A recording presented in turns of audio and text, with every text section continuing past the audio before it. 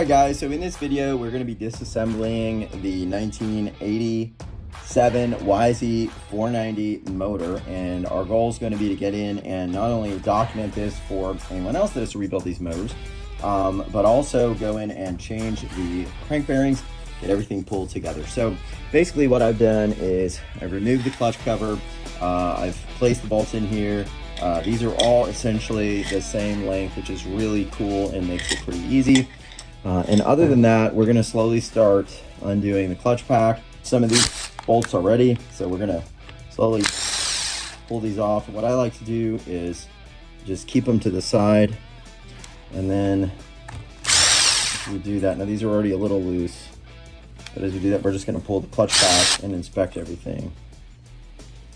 I have never completely taken apart one of these, so it's going to be a interesting experience. I've gotten pretty far though with the YZ490. So we're pulling these out. These are not super tight because I did loosen them, and I've gone through and cleaned this motor really good.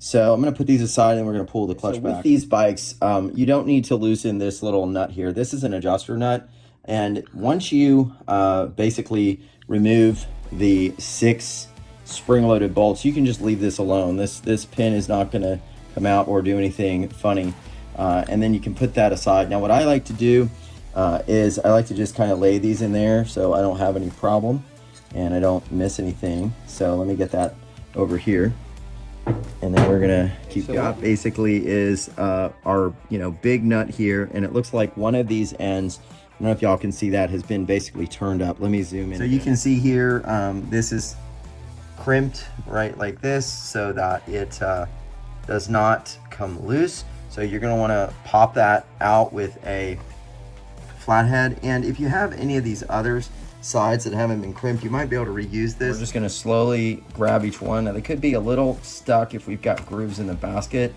So clutch basket definitely has some grooves. That's very apparent now. Oh yeah. So these definitely, I think, you definitely can save it. Just a note on sizing, you've got a 30 mil for this nut right here, and then you've got a 29 mil for this nut. This one I had to buy specifically the last time I did this with the YZ490. You might remember I had some issues with the kickstart shaft, but yeah, this is the size 29. So that's the deal. So we're gonna get a penny and then hopefully buzz this guy loose, and then we can get to this. All right, I'm gonna try to buzz this off, so let me see if that's possible here. Wish me luck. We're gonna make sure that this is set to actually go in the out position, not going tighter. And let me see here if that is possible. Clean my lens just a little bit. All right, let's see. I'm gonna hold the crank as tight as I can. We got this coming out. Let's see if we can buzz this girl off. Yep, that works. Oh boy. Now I am very interested in how this actually is designed without any sort of, well, I guess that's a lock washer, which probably means I'm gonna have to buy another one, which is fine, but this does come off pretty easy. Yeah, I think this is a lock washer, so it's gonna have to have some sort of way that this kind of grips everything, but that helped a lot. Probably did not need to wait on the clutch basket. I probably could have pulled this off pretty easily and done it after the clutch basket, but I just wanted to make sure. All right, so we're gonna put that aside, and then let me get working on this nut. We're gonna stay at it and kind of show you guys how this is done. Hopefully you'll be able to see what you can, but our goal is gonna be a very thin screwdriver. Sometimes if you've got kind of like a real fat one, it's going to be harder to get under there, because if this is done right, this should be really tight. You want to lock that thing in place, y'all. So you could see this is the one we were pushing down on, and now this nut would be ready to come off. So this is our clutch holding tool. It's basically just like a vice grip, and what you want to do is adjust the size. You adjust it just like a vice grip. We're going to basically grab the inner hub right here. And of course we don't want this, bashing anything. We don't want it slipping. So we're going to make sure that, when we clamp this thing down, it is in the right adjustment range so that it's tight enough but we're not trying to crush this thing down. So I mean, it's about, you know, maybe 8 to 10 pounds pressure to lock this thing in. I think that's pretty good. Yeah, that should hold. So we've got that. We're going to hold on to that. Now, this is a different size. This is a 29. So if you're doing a YZ IT or WR500, maybe even a 465, you're going to need a 29 to do this, but double check, okay? Just in case, you never know. So we got this set to blast it off just like before. This should be a little bit easier, but we'll find out. All right, make sure we're getting a nice, the other thing is you want to make sure you're getting a nice grip. I feel like I'm not getting flat on this baby. There we go. Always a little worrisome. All right, so this is off. This is your basic deal. You also want to make note of how it came off and what side. So it looks like both sides are pretty flat. And then I'm going to pull this retaining bracket off, and you see we're probably going to need to get another one. And I'm going to just lay this down flat like that so I know the orientation. That way I know. Now the next thing is we're going to pull this off. Now the thing you want to remember, there's a lot of little potential washers and things, so keep your bench clean. We're going to pull this off, and whenever you pull anything off, check the back side. Don't start moving around. You'll see there's obviously something right here. You see that? So I'm going to leave that there. What's really useful, honestly, is getting a nice zip tie and zip tying. Know that there's going to be some stuff associated with this, so we're going to very carefully with our hands behind it be looking and, you know, double check, is there anything loose? So right now we know there's nothing coming off. There is this really nice sleeve that holds everything kind of slippery. It's got grooves so it can hold oil. We're going to put that there. Okay, we're going to lay that there. And then we're feeling here to see, there is, of course, something else. Okay, so we've got our zip tie, and we remembered that this went all the way on the very back, right here. We also have this other bushing that goes here. And so what I'm gonna do is I'm basically gonna zip tie all of this, and let me move the camera down a bit. And you also remember that this guy was going right here, right? And this guy was going here. So what we're gonna do, we're gonna put all these together, and we're gonna take our zip tie and we're gonna go all the way through. And if we need to, that's fine, but I think we got it. All right, so this is what we're looking like.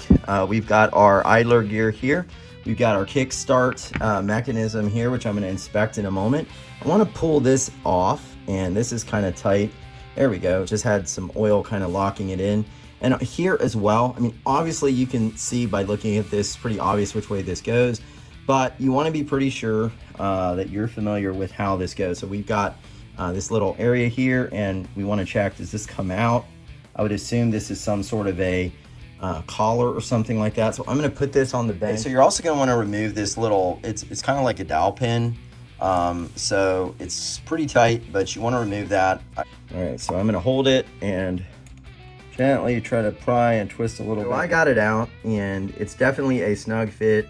I did scrape it a little, but I'm gonna ever so slightly smooth that. All right, guys, we're back, and what we're gonna remove next is the idler gear. Now, this gear is basically one that turns almost all the time. It's connected to the clutch basket, and what we need to do is use a pair of circlip removable pliers, and you'll see there's two little prongs here. So what we're gonna do is we're gonna stick this in here very carefully. Usually I like to grab one and then the other, and then once we get a good grip, we are going to depress it on the pliers and remove the circlip. Now, to not lose this, I'm going to put my hands around the circlip. You don't want it flinging off like that, and I could have lost it if it fell. This is the circlip. These are under tension. So then I'm going to pull the idler gear. Now that should just come straight out, but again, we want to look to see, is there a washer? And yes, there is a washer. And that tells you there's a circlip and a washer. So lay those down.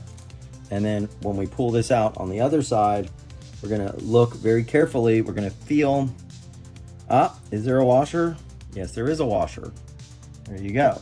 And if you didn't pay attention or you were in a hurry, you would have lost that. So you've got a washer in the back.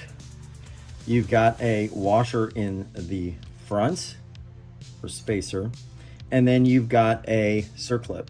So you've got all these things going on. So all right, so we're gonna put our circlip pliers away, and then what we've got is these retainers. Now these retainers are generally fairly tight. I do not recommend taking them out unless you use JIS head impact driver. Now this is JIS or close enough. This is a a Japanese industry standard Phillips type head. It's not Phillips. So you want to make sure this is super tight or these will strip. And so you can see as I put this in there, there is zero wiggle. It's very tight, so it's the right tool. Now with this impact driver, since I want to loosen it, I'm going to make sure that this little indicator is to L, which is loosen. And then what I'm going to do is I'm going to, with one hand, I'm going to turn to the left, like I'm going to open it, and then I'm going to give it a pop. And what that's going to do, let me adjust the camera. What that's going to do is it's going to turn this impact driver, and then these are going to come out. So here we're getting this one out. Save that. We're going to do the same with this. You do not want to strip these. And then we're going to look at the manual to see whether we use red Loctite or we use blue Loctite. And then this one we're going to get out. You feel that starting to loosen up. Getting these out. And I'll just show y'all how you know. I mean, you can see there's no play here. In fact, you know this is really good and tight because this will literally stay connected to the JIS. And most of your impact drivers will have JIS type fitting. I am going to get a picture of this really quick just so I know how it's positioned. And once I do that, that'll make sure that I know. And then I'm going to lay that down. I'm going to lay that down here. And these are going to go. We've got another retainer here. It looks like we've got a Allen type bolt. So I took the liberty of loosening this one earlier. And so we're just going to loosen that one really quick and take that out. And then we're going to put that back. Just grab this.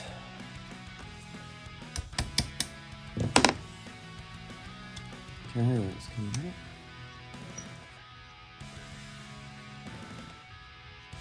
And so we just know that, you know, the next time we have this apart, we're going to be putting our new bearings in and our case will be sealed. And then we're going to take this, we're going to put this back. And this does not look to be directional. There's no washers or anything behind it, but I can tell that the direction is going to be pretty much like this. So I can see there's a line here where this guy was pushing. So I'm going to put that in the bag. And then we're going to do the last one. And it's super hot in this garage. So this one I took the liberty of getting loose. I have not really any idea what this is for. It's not really a bearing retainer. It's a little more of like, almost like a transmission splash guard or something. Because if you look to the other side, there's a hole there and the transmission is open. So, I mean, this just pretty much I could have left, but I'm just gonna take it out. And that's about it. Now, one thing I'm gonna do really quick though, is I'm gonna measure these screws, and if they're a little different, then I'm gonna be super careful to make sure that we use the right ones for the job. So as I look at this, I just noticed, which is what you have to do every time, is that the 3 that go here are actually shorter than the one long one that goes here. Now I might remember that pretty easily just by virtue of the fact that, you know, I'm gonna be careful. But in my mind, what I want to do is actually get a piece of tape, clean off all the oil, and just tape this up so I don't make the mistake. Let me go do this out. You're going to notice that comes straight out. This is your shaft. This is the area you attach your shift lever.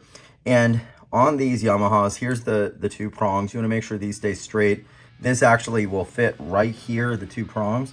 And then you've got this plastic little buffer piece that goes there. So if you want to put it back, you basically just go straight through, wiggle it in, and then you can see that this rod pin is going to go between these 2 prongs, and there you go. You also want to make sure that this is not in any way hitting something on the other side, but that's about it. So basically in, out, and then you know it's going to work because it should hit that shift. So we're just going to pull this out again. And again, just make sure that this bushing piece stays in there, and this is set up like this. You see this tab basically holds these both in place, and that's that. So we'll clean this off and we will put it out. With that out of the way, we have the shift star, and then we have this little shifter prong, ball, whatever. And right now the bike is in neutral. You're going to see the different stars on the end. 1, 2, 3, 4, 5 for 5th gears, 5 gears. Even the 4-gear version YZs have 5. Now this one is not really one. This has a little bit of an oval in it, a little indent, and that's for this, I guess, selector knob to fall into. Now also note you've got a spring here, and you get a quick picture of how that's orientated. And that basically holds there. And then it looks like on the other side, spring, see if we can get her out. So that came out pretty fast. So what we want to do before anything flies out, we want to make sure we hold it. And I want to see how the spring is orientated. And this little recess right here, I don't know if you can see that, basically that connects under this little section here. This holds it in right there. All right, guys, we're going to keep unpacking this YZ490 motor. And the next step is going to be basically removing this nut. Now, I did take the liberty and I went ahead and I peeled back these little tangs so that this nut would come loose.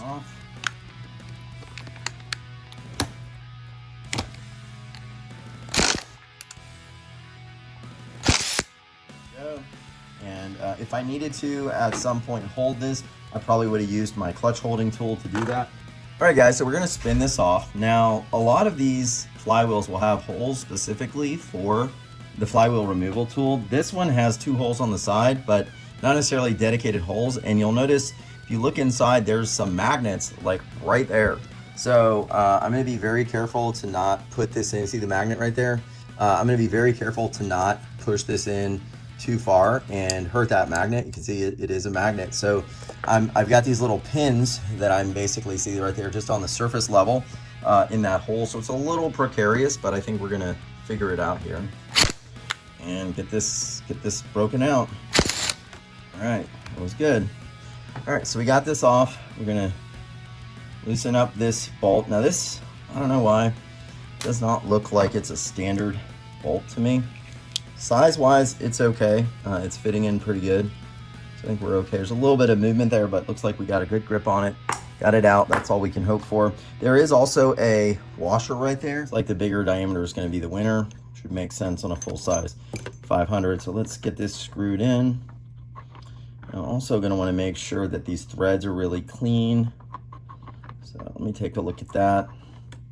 Definitely do not want to have any issue there. So I'll be right back. Wow. All right, guys. So I had to use the big wrench. Literally had to use this thing. I'm not kidding.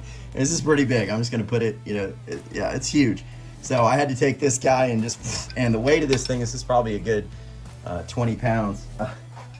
Basically, it pops. So I've seen some horror stories, guys, with these things like seized onto the crank. Not just seized, but to where you've got like rust that has somehow welded it to the crank. So let's put that there.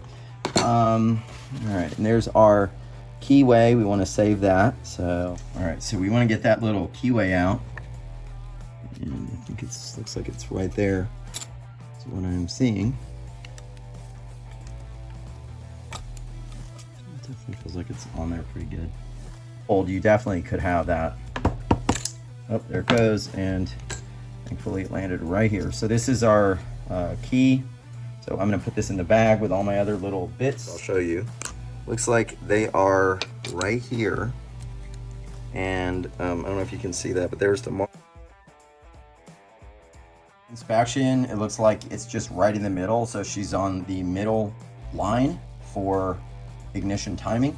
So what we're going to do now is we're going to get to these bolts that are a little, and I did this one earlier just because I was a little concerned. These are a little worn out. I'm going to end up replacing these with Allen bolts. But I have saved this one for y'all, and just to kind of give you an idea, if you look at that, it doesn't look super great. It's a little messed up. So your best friend on these type of things is going to be the impact driver. We're going to set this to the left, and then as I said earlier, what I do is I will kind of grab this turning, and unfortunately I can't turn too hard, so I think it's going to slip. So I'm putting force this way to the left, and I'm going to nail this thing and see what happens. hopefully that did it. And yes, we are golden. Barely. Let me zoom in. Oh, that's a good feeling. Y'all can see this. I'm definitely going to swap these out, probably with some Allen bolts, because this is ridiculous. That's pretty bad. Luckily, this JIS style did bite it pretty good, and the impact driver helped, but that's a mess easily. And the good thing is, we're not going to be carrying around this wire that I've been worried about. So I'm going to lay this on the bench here, and I'll kind of show y'all where we're at, and then we'll go from there. Now what we're going to do is we're going to remove all of the case bolts, and it's really important on these YZs to be a little bit careful, because these 490s have a lot of different bolts hidden in weird places. And if you try to split these cases and you've left one, maybe the bike's dirty, maybe you can't really see where they are.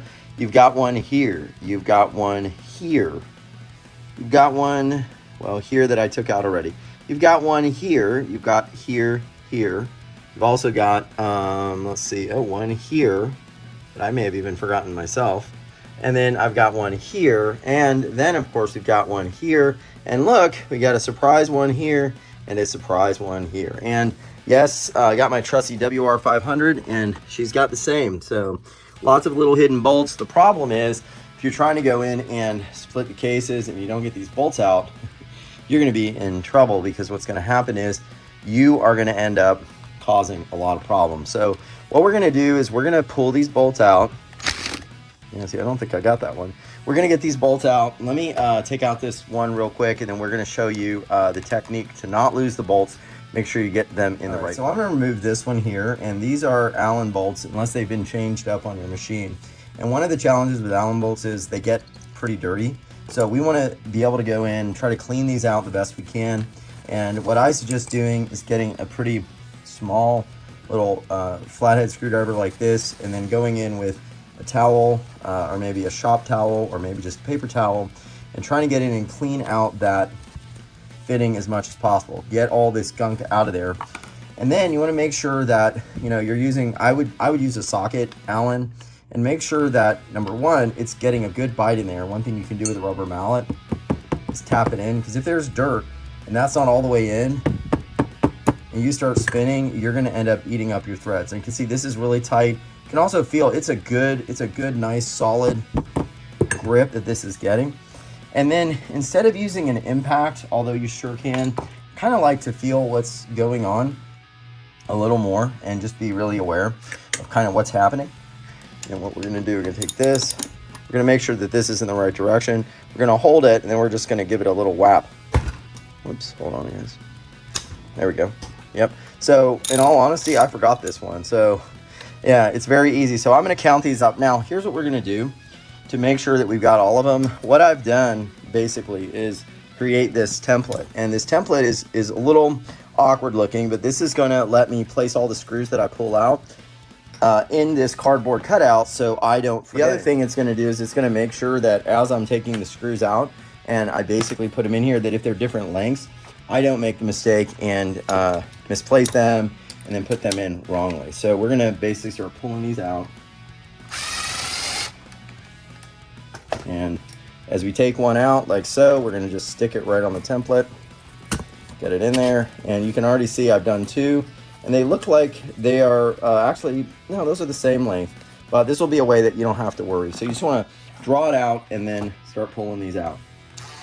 Now, each one of these I already did, and I used that same method of cleaning out the socket area and making sure everything was clean. I went in and I made sure that I, bottomed out the Allen socket on the actual screw itself, or the bolt. And I just didn't want to have it slip and then have an issue. Like, for example, this one back here, I mean, that would be absolute hell if somehow that was messed up, somebody boogered it up, and then you were trying to get that out later. And I can already see that, let me see, most of these are the same size, which is really good. And I've noticed that with the YZ so far. It's not like a lot of other bikes, at least right now, that I see. I'm just going to pull that one out. Okay, this one is the same. You can see this one is a real monster in here. And you can see there's a little bit of corrosion, which tells me water got in there. This could have been a real pain. So count yourself lucky when you don't have that happen. And imagine that thing in there would be very hard. You'd have to drill it out. Now, I already see these are all about the same length, which is good. But we're just working through. And the last thing we want to do is, I don't know if I got that one. Last thing we want to do is split the cases and then have an issue where we've left one in there and then we crack the case. Huh?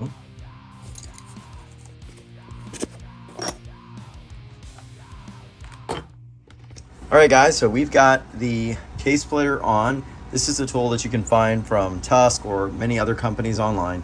And basically what this is going to do is it's going to basically screw into your case to give you these inserts, and you're going to use basically the holes on your case to basically position this, and using these prongs to stabilize.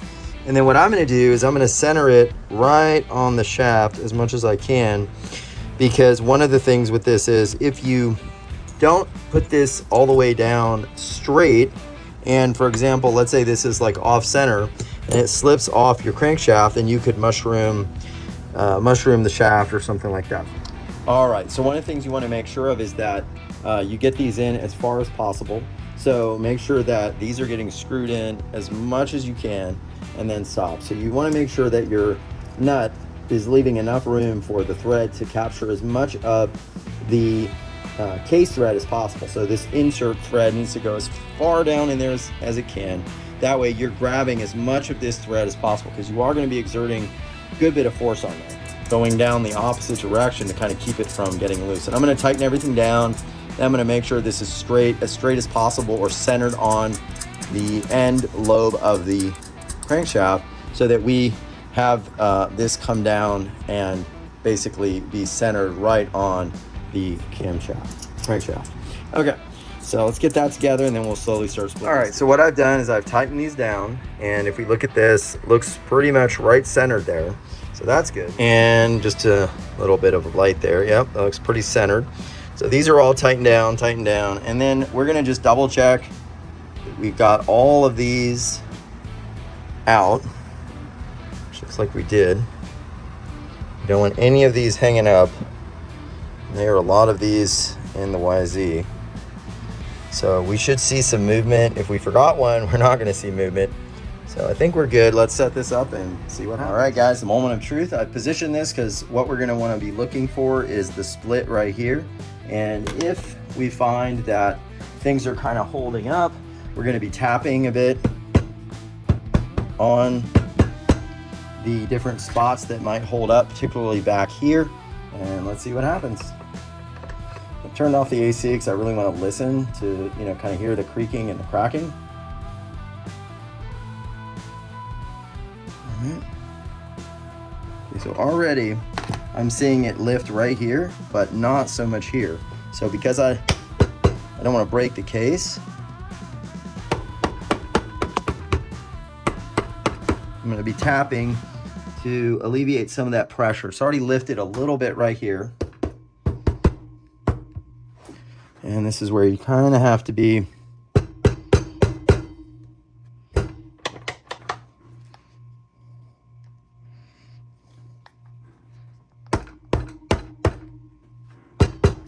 little careful. So I want to show y'all something. I had this section holding up, and I suspected there was probably rust, like a rusty dowel, and y'all can see that right here. It's really bad. So if I would have kept cranking on this, obviously these would have been, basically out of alignment. This would be pushing out here, and I would put pressure here. I'd probably have a crack somewhere. So what I noticed, and thankfully Yamaha's pretty smart on this, is if you look, this is why I like starting with the ignition side. If you look, there's this little edge here. And so what I started doing, I couldn't find my other hammer, and I just started hitting right here, pretty solid with the mallet, and a little bit here. And what that did was start to open this up. So what I'm gonna do now is, you can see all that rust. That does not look very good. All right, so she's looking a lot better, and now we could see that there definitely was some issue here. And the other reason I put it on its side was, if this is up against the wood, and I'm hitting it, I'm not gonna get anywhere, right? So the real leverage is being able to hit these spots. And now you can see we've got a much looser case. So we're very, fortunate. We haven't damaged anything. Let's just keep cranking this baby out. I think the rest is gonna come pretty easy. And that's just the way it goes. Sometimes you've got stuff that's just holding up, and particularly this side. So you always want to watch that. Do not let this come up where this gap is really, really wide, and then this one is not. And you're gonna see here, we're holding up a little bit again. And so let's take a look at this, see where we're at. You can see we're looking pretty good, pretty even. There's a little bit of a hold up right here. So we want to balance this out. So we're going to stop. And then our goal is, we're going to try to balance out that gap there.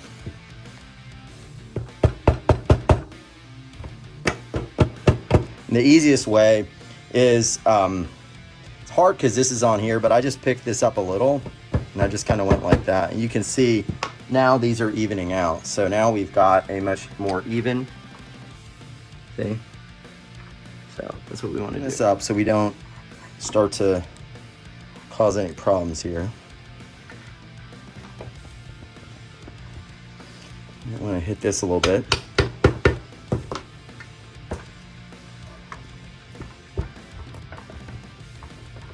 Yep, it's off. It's off. Okay, pull it off. And we're pulling it off real slow. And it looks like the bearing came out. That's always makes my job a little easier. I'm okay with that. We'll just set this down and take a look at what's going on here. Should be interesting. So yeah, the bearing came out, which, yeah, I mean, does it make my job easier? Well, in a way, this is going to be a little bit of a pain because now I've got to get this bearing off, and I know that's not the easiest thing in the world. But I can see really clearly what was happening here. I don't see any sealant between these cases, and just I see a lot of goo right there. So that was the holdup. On this side, the other thing we want to do is, yeah, you can see there's some issue there. I'm going to get a bunch of pictures, just kind of see what's going on here. But yeah, this is a bit of a problem. Guys, so we got a little bit of a situation where we need to pull this bearing off the crank. So what I've gone and done is purchased a Pittsburgh bearing separator and puller set, and you can find these on Amazon or Harbor Freight. What it's going to do is, assuming it all works correctly, it's going to allow us to pull this bearing off the crank. What we want to do is make sure this is centered just like before, which it is. And my only problem is that these long threaded inserts are not long enough, and so I should be able to screw these on the outsides here and press into the bearing. But the best I could do was essentially just try my best to clamp it on and then basically tighten these things back as much as possible, tighten these things in as much as possible. So let's see what happens. I hope we can get this bearing off. That would be really good.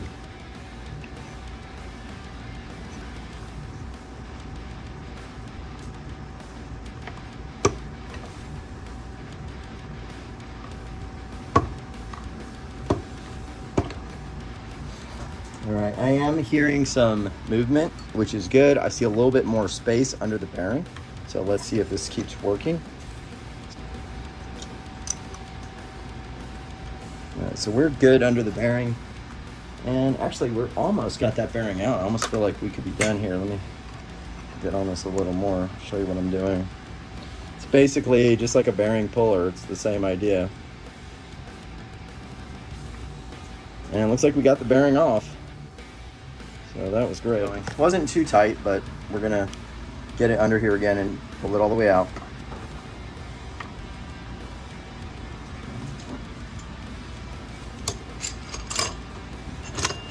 All right, this will be good. This will.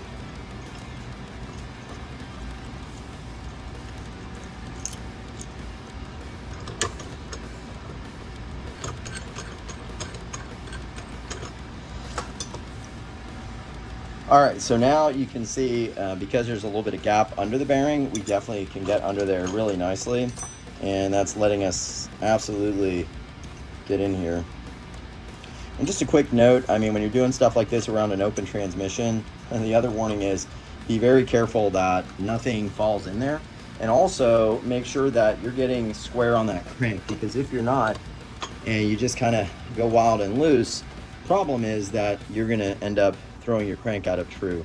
So now I can use it a little bit more as intended. I can tighten these down, and I have no doubt that bearing's gonna be pretty much out without any issue. All right, let me get this set up and then we'll pull it out the remainder of the way. So many guys doing kind of really weird things, like, you know, trying to cut through the bearing and risking destroying the crank. I mean, these are about $60. Some auto parts stores will have tool loaner programs where, you know, you can just put it on your credit or debit card and then, you know, bring it back, and, you know, it's basically free. You're just borrowing it. So all these things are possible. I would definitely go this route than trying to do something weird. So we've got this locked in. We're careful not to bang on the transmission or anything, and just gonna pull this the rest of the way and let's get that bearing out. The other thing, just want to make sure that you're right square right on that crank end, which we are, and let's get this out.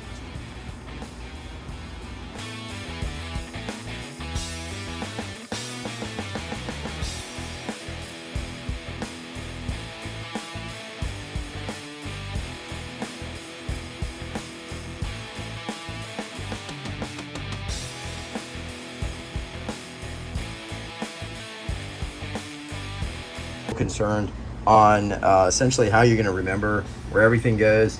My good friend Dave always told me, you know what, get your wife's old nail polish, and if you're concerned about where things are going to go, just go ahead and make some little markings with paint as to where everything goes, and then there you go. So, you know, you sit here, you mark it, you take pictures, you know, that's the left side, it's going to be blue, you know, that first little track is going to be the second track is going to be the blue. And then you can see here we've got red, we've got a little bit of yellow, and it looks pretty much like a carnival. You can see that fork goes down there, and then that one goes up in here. That's the red section. And while this may not be something that the purists really like, if this is your first time doing it, I guess put a little too much paint there, it's no big deal. All you're gonna do is just hit the gears with some contact cleaner when you put it back together, and then plenty of assembly lube, and paint's not gonna be an issue at all. So what we're going to do next is we're going to pull basically the rods, and we're going to pull these guys out, and then we will zip tie the transmission. So let me get I've gotten a lot of pictures. I know this is the longer one, this is the shorter one, but all I'm going to do, again, if this is your first time, just put a little bit of red paint there. You're going to know that that's going to coincide with this side and this shift fork and everything else, and there you go. Now you know. So very simple, color coding. And get plenty of pictures. So what we're going to do is we're basically going to just pull this one shift shaft out, and we're going to lay that down on the bench, and we know that's basically the right. And if you want to, we can pull this one out and let everything kind of move in its position. It's going to drop, and then we can also, if we're super concerned, we can just take this, grab some tape, and label that right as well.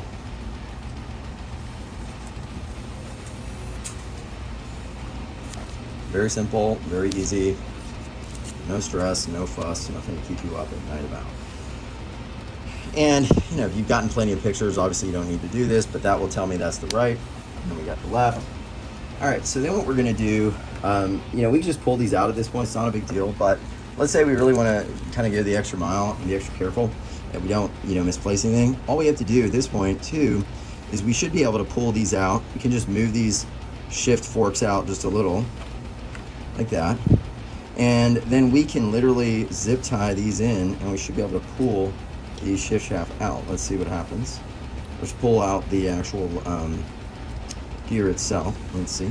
So we've labeled everything in the transmission and zip tied it so that not only do we have color coding on the shift forks and where they go, we also zip tied everything together so that if it gets jostled around, everything doesn't become a jumbled mess. Now we've got our shift drum here, and you can see we actually know very clearly where these tracks are. So you can see the red is going to be the first, the yellow is basically the third, and blue is the middle, which is right here. It didn't work too well with the oil, but basically if I know the two, I'll know the third. If I know the first and second, I'll know the third. All right, so you also want to check here, there's no washers or anything.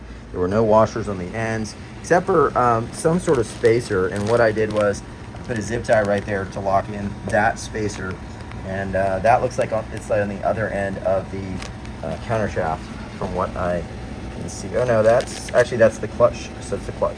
It's the other side there, and that's usually typical.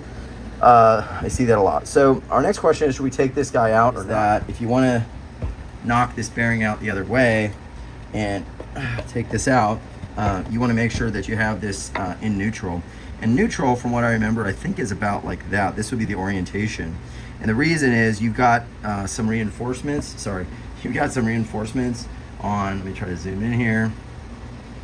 You've got some reinforcements on the actual case itself that this star would hit. So you almost have to straddle between these reinforcements. I don't know if you can see them. So I'm gonna leave it alone. Oh, nope, she wants to come out. Basically, your neutral, if you remember, it's gonna be this little one that has a cutout, looks like a half moon. Wherever neutral is, you're gonna have the ability for this to come, to push through the case, and there it goes. So it's very simple, but you can see here, there are these reinforcements. And if the star is not aligned properly, it's gonna hit those reinforcements. Another reason I don't like to split the case from the other side, I like to do it from the ignition side, because you could very easily have an issue. So notice that unlike a lot of models, this does not unscrew. This basically is welded on. So to get to this bearing, I have no idea how you would do that. So basically it's pretty much a lifetime bearing, or you just buy another. But luckily it's constantly bathed in oil and it's in good shape. I'm not gonna handle this too much because I've got paint on it, but I'm gonna set it aside and we're gonna see what's next. At this point, things are looking pretty good. We've got our cases pretty bare. We still have bearings, and we've got this issue with needing to push the crank through on the other side. So what we're gonna do is we're gonna position this way and just inspect everything and take a look. Now, one of the things we could do is we could hit it with a hammer, as I've seen people do, but I also have noticed that if you're not super careful, it does not take much for this crank to get out of true. So we're not gonna go that approach. We're gonna whack it with a hammer. What we're gonna do is we're gonna try to set up the crank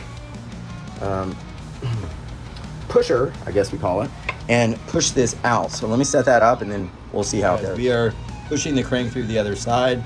A little bit of an issue. I had to drill out and increase the size of this little arm so that this bolt could get in a little closer, because YZ490 has very small, like surface area, I guess bolt area around the this side of the crankshaft. So let's see if we can push this thing through and just watch it. We don't want it to slip off the crank.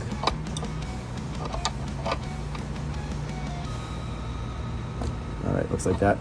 I just felt that push through. Hopefully that's a good sign. I'm gonna get a little deeper look before I push it. We're looking really good. I'll just kind of give y'all a view of kind of what's going on.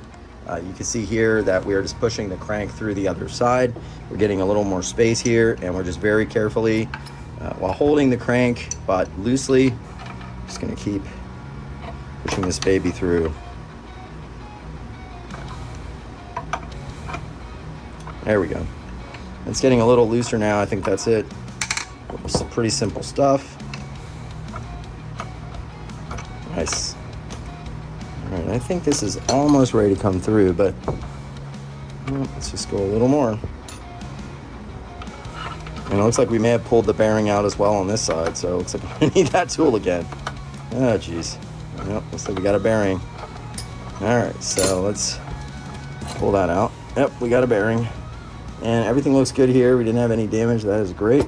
The crank out of that side. All right, let me get everything in order, and then we will. This is the bad bearing. Let me shut off the AC, and you can see there's a little bit of play there. So that bearing is definitely bad. All right, guys. So we're gonna be pulling this bearing off of the crank.